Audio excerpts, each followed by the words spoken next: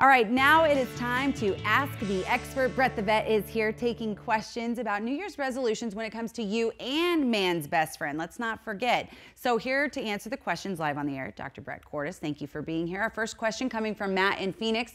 What is the first step in getting healthy with your dog in tow? That's a good question.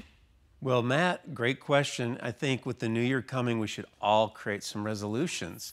And what better way to get out there and move with your dog, work on basic obedience. Okay. If your dog's needing some training, it's a good opportunity to get out there with that leash and do your commands. Obedience training, crate training, leash training, potty training, come Sure. sit, heel stay.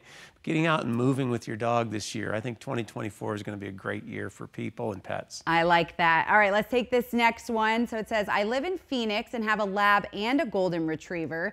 Is heartworm prevalent in Phoenix? Should I have them on heartworm medicine? That's from Linda. Linda, we're missing the picture of your lovely dog. Yes.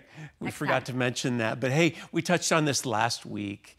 And heartworm disease is a lower risk situation here in Arizona, but there are pockets where it's higher risk here in Arizona. Okay. And then I think the most important message, yes, we do recommend it. And I always tell people, if you're willing to accept a little bit of risk and you don't want to take the medicine, that's your call, but we do make a recommendation. I think the third and final point is, Linda, if you are traveling with your pet to places where heartworm disease is really prevalent, you've got to be on that medication and stay on it year-round. Okay, that's a good thing to maybe check ahead of time if you are traveling, especially during the holidays. Our next question coming from Vic in Chandler. So what sort of items should you take when you're out with your pet? So if you are going to get off the sofa and do some of that training with the leash, what should you be taking with you? I know poop bags is really important to have. They're not always in the neighborhood. Critical poop bags. I mean, I'm seeing signs pop up all over the neighborhood. Please Clean pick up after your pet. And I think it's definitely the courteous thing to do. So leave the house with your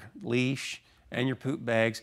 This time of year it's cool, so we don't have to worry so much about water. It's summertime where we need water and hydration and, where the pavement gets really hot. Sure. But now's a great time to get out and, you can set your own personal limits. Usually if your dog is pretty healthy, he can walk as long as you can. Okay, so that was our next question from Olivia.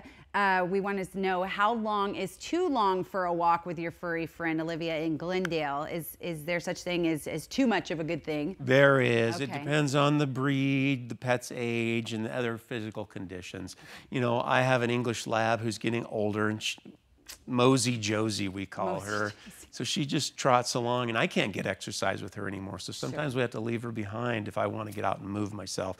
Okay. It just depends on the breed. Some dogs that are working breeds can walk a marathon. Certainly, and really important to remember, I think, and you can correct me if I'm wrong, make sure you're checking those trails. A lot of trails, especially the more difficult ones physically for us people, do not allow dogs. So don't bring, man's best friend with you up Piestewa or Camelback. You got to leave them at home or maybe do the lower lying trails. You're right, Rachel. Know before you go and plan ahead and pay attention to any of the signs and rules and regulations when you are going to take your pet out on a trip. And it's just courteous to have if your pet's maybe a little disobedient around others, make sure that you're taking time to work on foundation training, your obedience training. Come sit, heel, stay. Okay. Just to protect you and your pet and others if they're not used to being around people. Certainly. A great advice as always from Brett the Vet. That's so wonderful. Thank you for being here with us the day after Christmas.